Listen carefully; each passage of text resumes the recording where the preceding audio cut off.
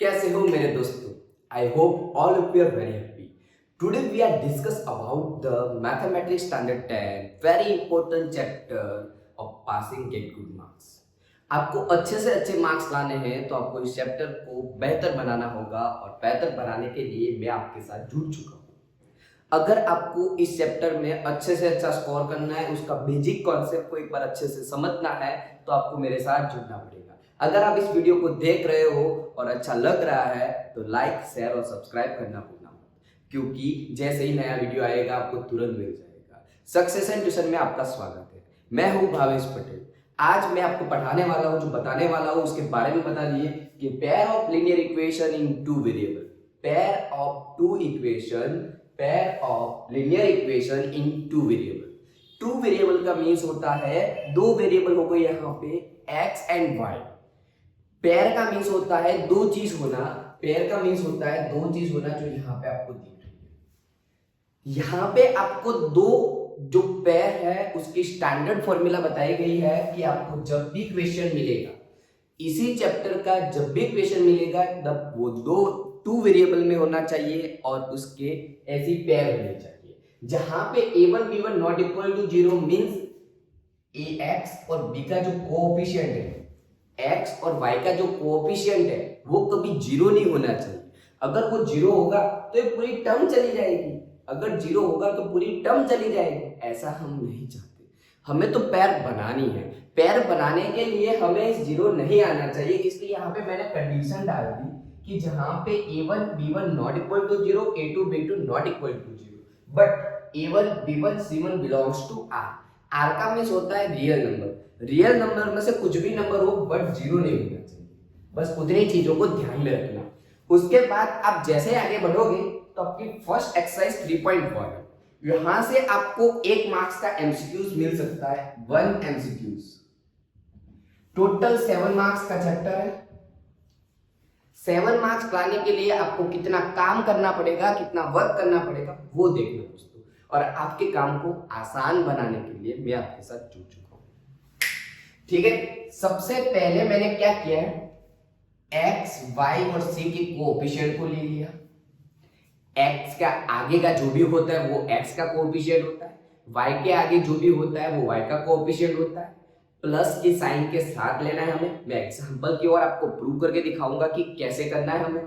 ठीक है, उसको क्या बताना है, क्या किया जाता है, वो सब चीज बताऊंगा. लेकिन सबसे पहले आपको इस टेबल को ड्रॉ कर लेना है अपनी नोटबुक में. तो अगर आपने अपनी नोटबुक में इसको ड्रॉ नहीं किया तो एक बार ड्रॉ कर लीजिए. ठीक है मेरे दोस्तों, अच्छे से उसको ड्रॉ कर लीजिए. सबसे पहले अगर तीनों के कोएफिशिएंट सेम आते हैं तो उसको बोलते हैं कोइंसिडेंट लाइन. उसको क्या बोलते हैं, कोइंसिडेंट लाइन. मींस दोनों लाइन आपको एक दूसरे पे सुपर इंपोज होते हुए मिल रही है. एक दूसरे पे जितने भी सॉल्यूशन है वो दोनों सेम. मींस दोनों की दोनों फॉर्मूला आपकी सेम होने वाली है. दोनों की दोनों फॉर्मूलास आपकी सेम होने वाली है. मींस उनके जो कोएफिशिएंट है वो सेम होने वाले हैं. जैसे कि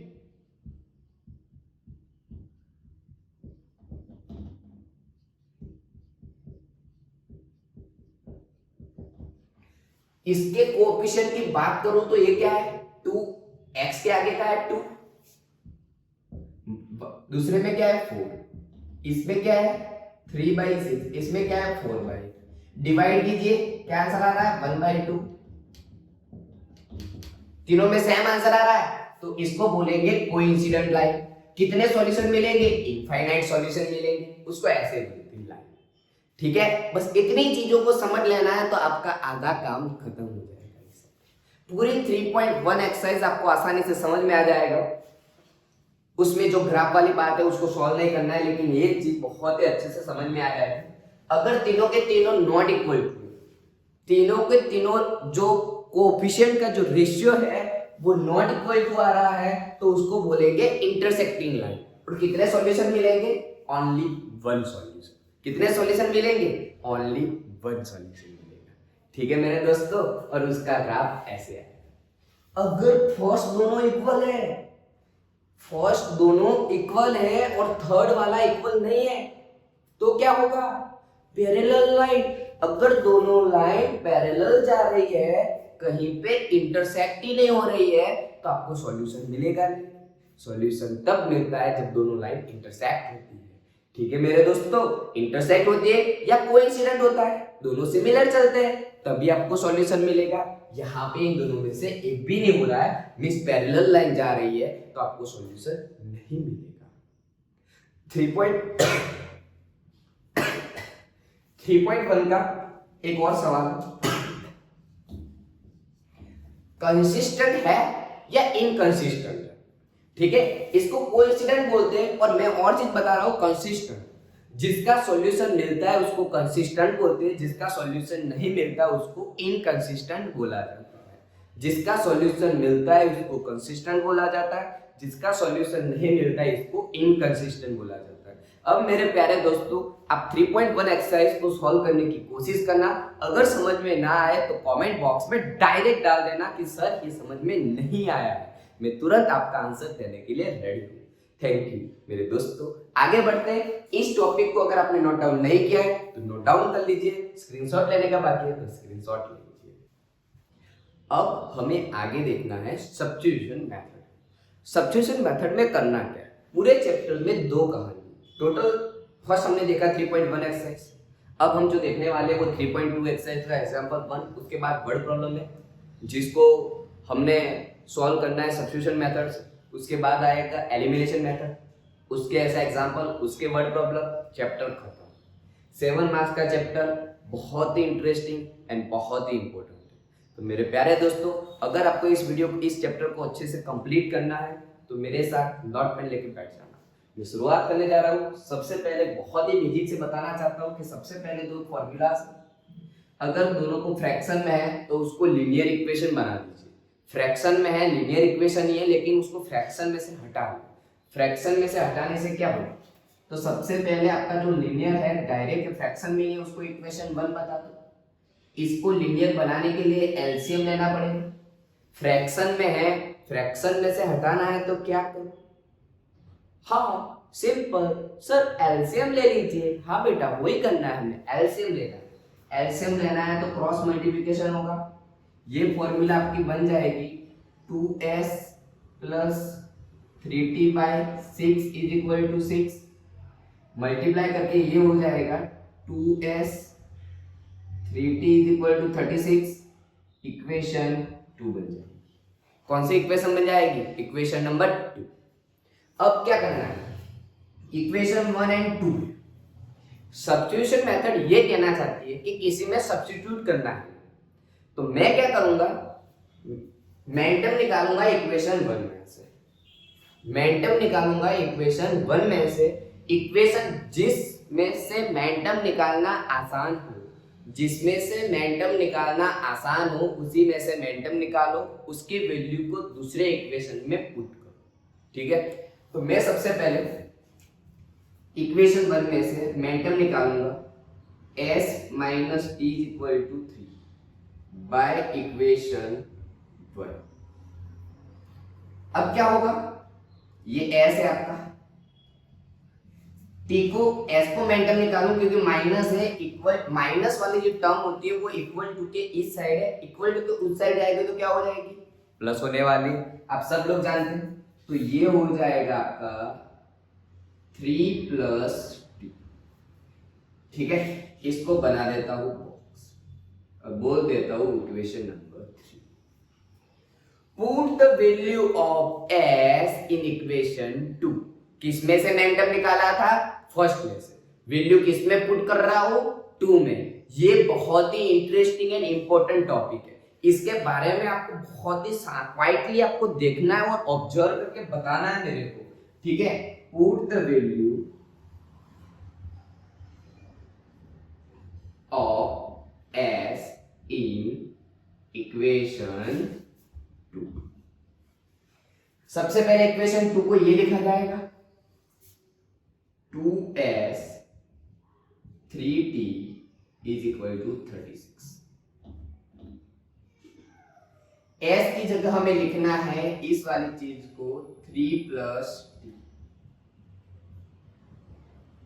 चलिए सारी फॉर्मूला t के फॉर्म में आ गई। ये 2 है। अब जब भी वैल्यू पुट कर रहे हो किसी की जगह पे, किसी वेरिएबल की जगह में वैल्यू पुट कर रहा हूं, क्या हुआ इसमें देखना ध्यान से।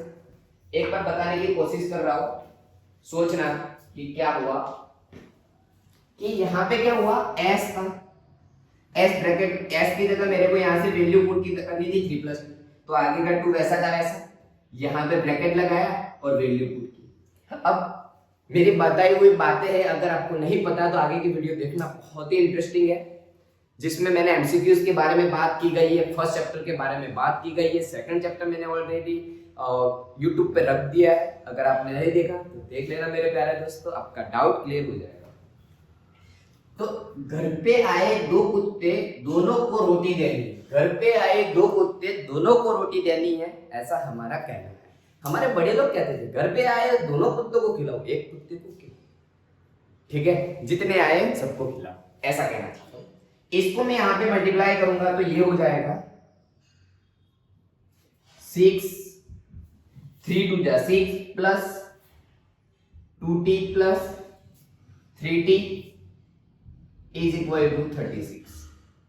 चलिए ये 6 इक्वल टू उस साइड जाएगा, इन दोनों का एडिशन हो जाएगा, 5t is equal to 36 minus 6, तो 5t is equal to 30, t is equal to 30/5, value आएगी 6, t मिल गया। हमें क्या करना था, सब्स्टिट्यूशन मेथड से x और y वेरिएबल को फाइंड करना था, ठीक है, find the variable of substitution method, ऐसा सवाल आएगा, हमें सब्स्टिट्यूशन मेथड से उसका सवाल को ढूंढना है, वेरिएबल को ढूंढना है, तो t मिल गया। अब put the value of t in equation 3 में हम t की वैल्यू को पुट करेंगे, put the value of t in equation 3 में हम t की वैल्यू को पुट करेंगे और हमारा आंसर लेके आएंगे। s is equal to 3 plus t था, t मिला 6, मिला के आंसर आ जाएगा हमारा 2। ये हो गया आपका 2 मार्क्स का कंप्लीट। इनमें से एक सवाल 2 मार्क्स में पूछा जाता है, ये 5 है और 3.3 एक्सरसाइज में ऐसे 5 है, टोटल मिला के 10 है, उसमें से 2 मार्क्स का एक सवाल आता है, बहुत ही आसान है, सिर्फ दिमाग में घुसा दिया तो काम खत्म हो जाएगा। एक बार दिमाग में घुसना चाहिए, ठीक है मेरे प्यारे दोस्तों। तो ये मैं सॉल्व कर दिया है, अगर आपको लिखना चाहते हो तो लिख दीजिए, ठीक है, फटाफट वीडियो को पॉज करके लिख देना या स्टॉप करके लिख देना, ठीक है। मैं आगे बढ़ता हूँ, नेक्स्ट डेसिमल वाला। डेसिमल वाले में आपको डरना नहीं, जब भी सवाल आए तब डरने का नहीं। जैसे फ्रैक्शन में था, तो फ्रैक्शन में होता है तो क्या कॉन्सेप्ट बताया, फ्रैक्शन को हटाना है। फ्रैक्शन को कैसे हटाओगे, एलसीएम लेने के बाद, एलसीएम में जो डिनोमिनेटर में आएगा वो इक्वल टू उस साइड मल्टीप्लिकेशन में जाएगा, बस छोटी छोटी चीजें याद कर लो, अपना काम हो जाएगा। सेकंड क्वेश्चन डेसिमल वाला,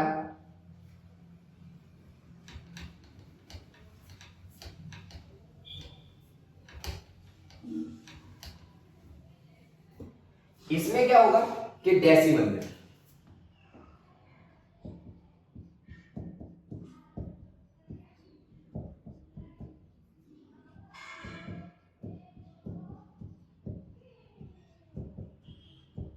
चलिए सबसे पहले हमारा काम को हम आसान बनाने की कोशिश करते हैं, ठीक है। यहां पे दिया गया है हमें दोनों प्लस में है, डेसिमल को हटाना है। डेसिमल को हटाना है तो मैं ये करूंगा, सबसे पहले डेसिमल में पॉइंट के बाद कितने नंबर है, 2 दीजिए। चलिए हो गया। अभी बताया कि फ्रैक्शन में होगा तो एलसीएम दोनों के डिनोमिनेटर सेम,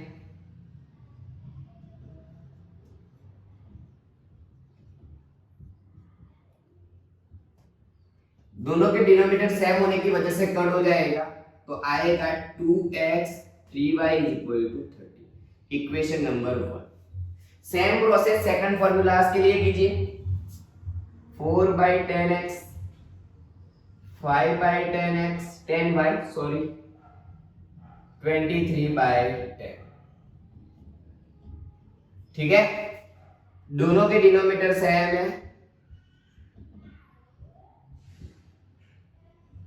10 कट हो जाएगा,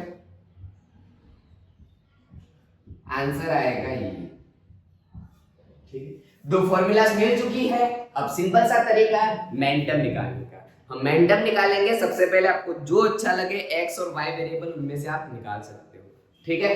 तो देखिए यहां से मैं मोमेंटम निकालने जा रहा हूं इस फॉर्मूला में से 2x को 13 माइनस 3, ये इक्वल टू के इस साइड था, प्लस में था, इक्वल टू उस साइड गया तो क्या हो जाएगा minus.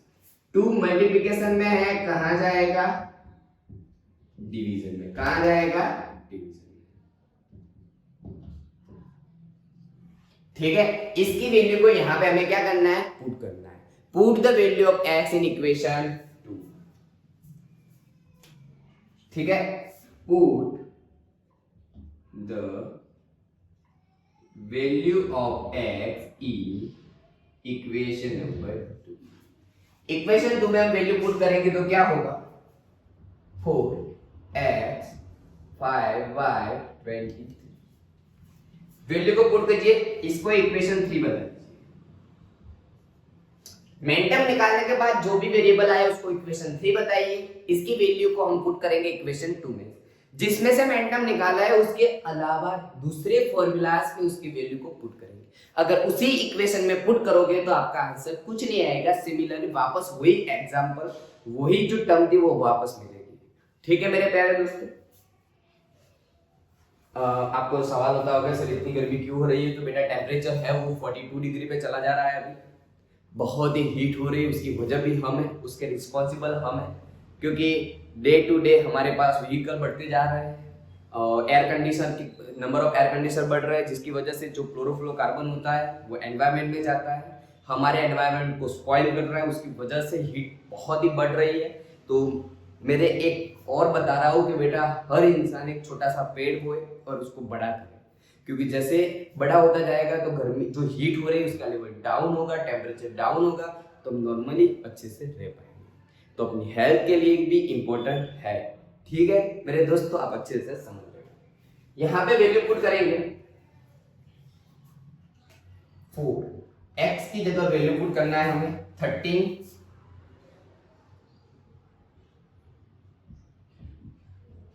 by 2, 5y is equal to 20। अब मेरे प्यारे दोस्तों देखना यहाँ पे कट हो रहा है, क्यों कट हुआ, क्यों कट हुआ, मल्टीप्लिकेशन में है, मल्टीप्लिकेशन में होगा तो ये कट होगा। अब देखिए घर पे आए दो कुत्ते, दोनों को रोटी डालो, घर पे आए दो कुत्ते, दोनों को रोटी डालो, 13 2 जा 26, 3 2 जा 6, 5y is equal to 20। बहुत ही आसान बना दिया सवाल को, प्लस माइनस माइनस हो जाएगा 23, इसको इक्वल टू के इस साइड ला दीजिए। चलिए तो आपका y मिल गया है 3, कितना मिल गया 3, आपको y मिल गया है 3। y की वैल्यू को यहाँ पे सिर्फ पुट करना है और आपका आंसर रेडी हो जाएगा। Put the value of y equation 3, put the value of y in equation 3। सबसे पहले मैंने क्या किया था, तो डेसिमल को हटाए दोनों फॉर्मूलास, इसमें से मैंने x को मोमेंटम निकाला, इसकी वैल्यू को सेकंड इक्वेशन में पुट किया, y की वैल्यू मिली, y की वैल्यू को put the value of y in equation 3। Equation 3 में उसकी वैल्यू को पुट करेंगे, x 13, 3y कितना है 3 बाय 13, y कितना था 3 3 जा 9 बाई 2, 4 बाई 2 आंसर आएगा 2, तो आपका x मिल जाएगा 2। हो गया सवाल खत्म, आपका आंसर मिल गया है, मिल गया है, ठीक है। बस ऐसे ही सॉल्व करते जाना है। दूसरा सवाल देख रहे हैं बेटा, लास्ट सवाल है, होप आप लोग कर पाओगे आसानी से, ठीक है। मैं आपको ही देने वाला हूं, लेकिन आज आपके दिमाग में सब्स्टिट्यूशन मेथड आ जानी चाहिए।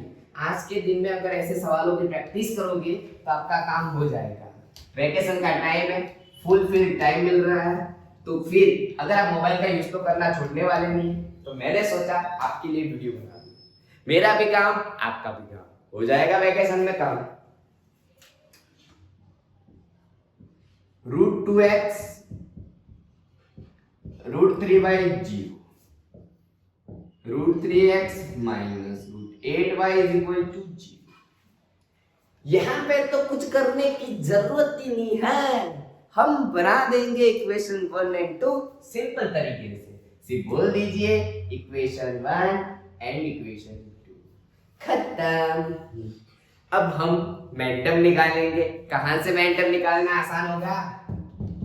क्योंकि माइनस में होता है, इक्वल टू भी उस साइड जाएगा तो प्लस हो जाएगा। ठीक है,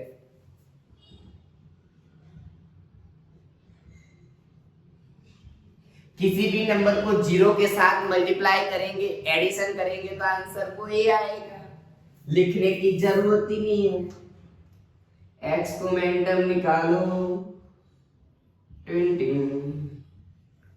put the value equation 3, put the value of x in equation 1,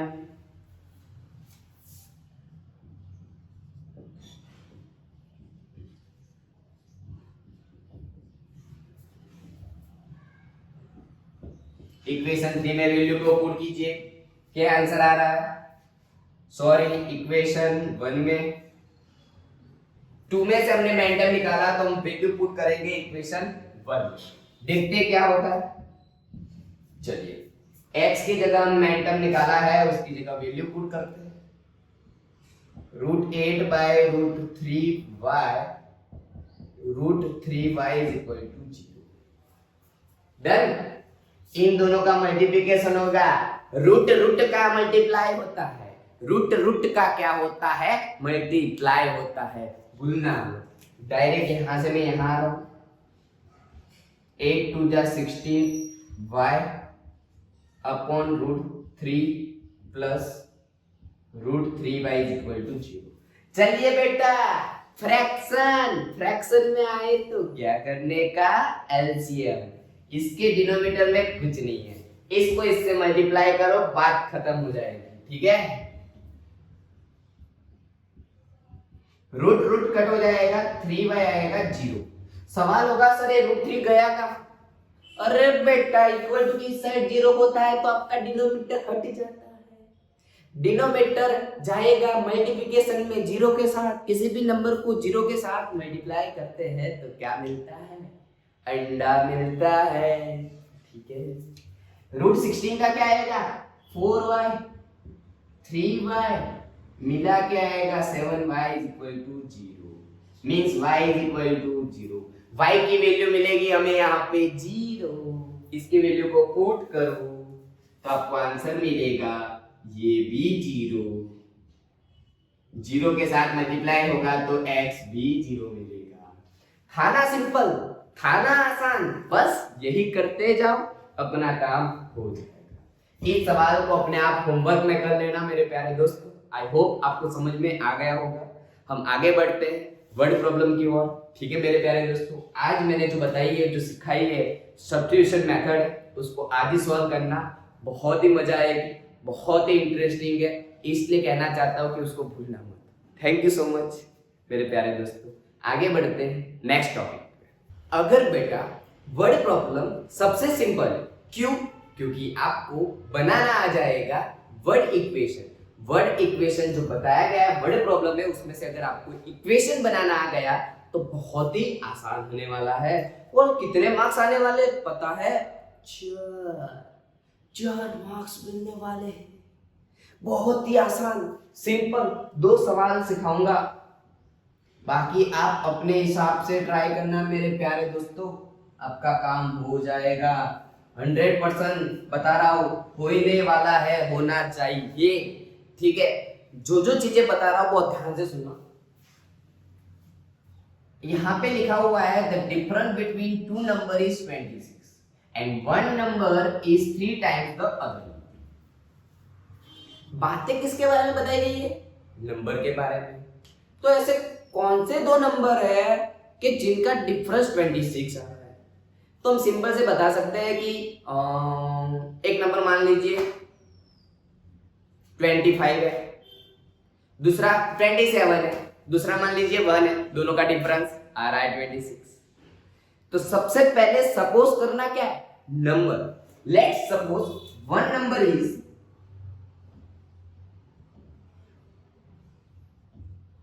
let's suppose 1 number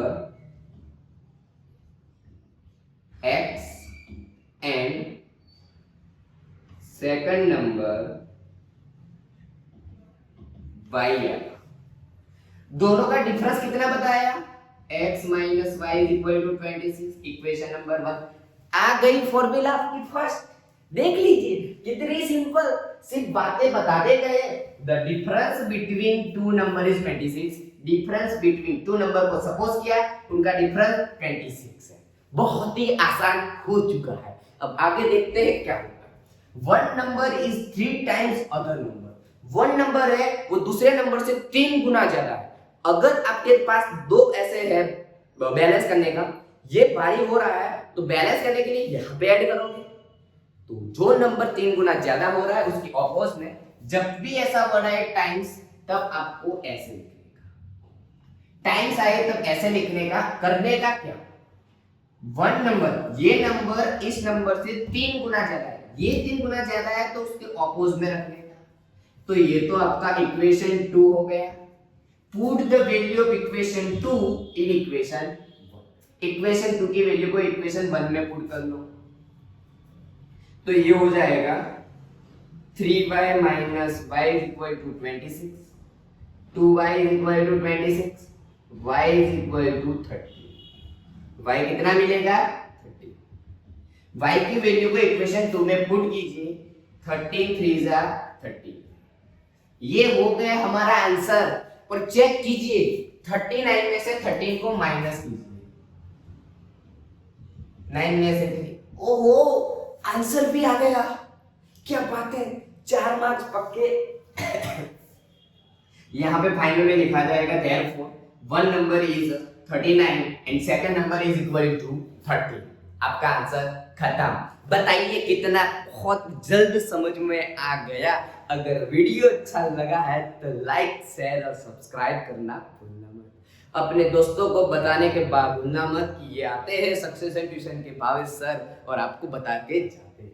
ठीक है, सबसे पहले यहाँ पे आपको देखना है the coach of the cricket teams buys two 7 bats and 6 balls from 3800 and later. उसके बाद क्या हुआ, सिपाही वापस उसने बैट बाय की 3 bat and 5 ball for rupees 1750। Find the cost of each bat and ball.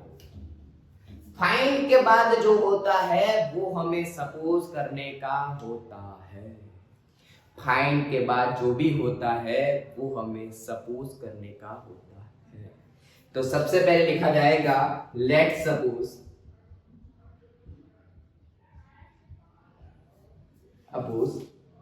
Bat price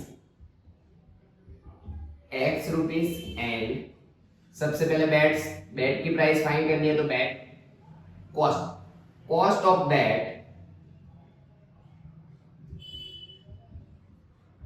x rupees and cost of ball y rupees है।